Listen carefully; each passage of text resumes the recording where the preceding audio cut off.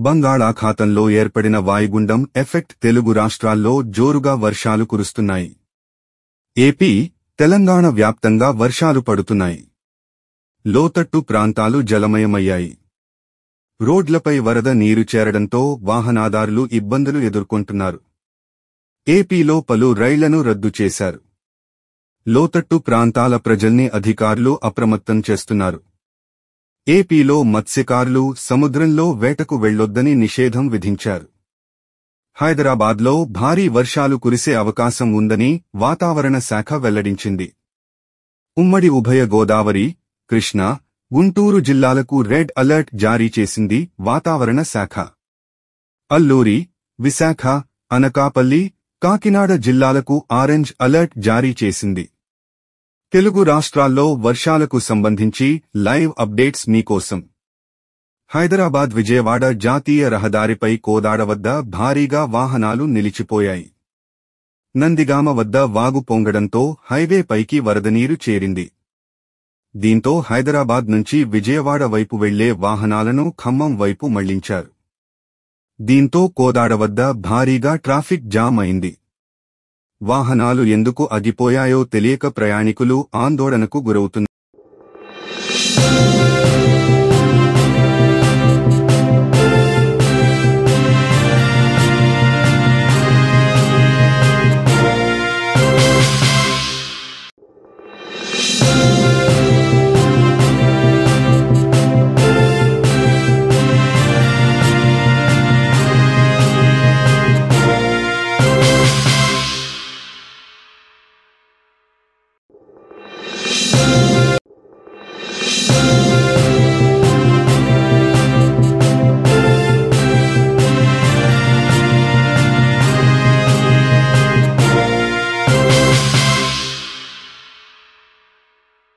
బంగాళాఖాతంలో ఏర్పడిన వాయుగుండం ఎఫెక్ట్ తెలుగు రాష్ట్రాల్లో జోరుగా వర్షాలు కురుస్తున్నాయి.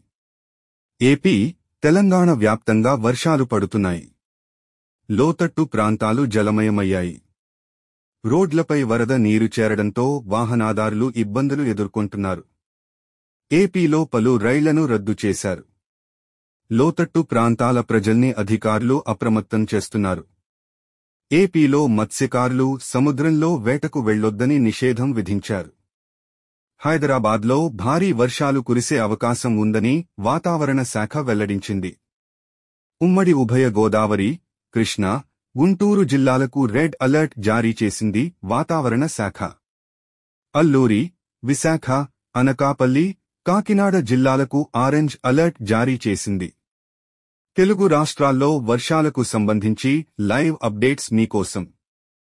హైదరాబాద్ విజయవాడ జాతీయ రహదారిపై కోదాడ వద్ద భారీగా వాహనాలు నిలిచిపోయాయి. నందిగామ వద్ద వాగు పొంగడంతో హైవే పైకి వరదనీరు చేరింది. దీంతో హైదరాబాద్ నుంచి విజయవాడ వైపు వెళ్లే వాహనాలను ఖమ్మం వైపు మళ్లించారు. దీంతో కోదాడ వద్ద భారీగా ట్రాఫిక్ జామ్ అయింది. వాహనాలు ఎందుకు ఆగిపోయాయో తెలియక ప్రయాణికులు ఆందోళనకు గురవుతున్నారు.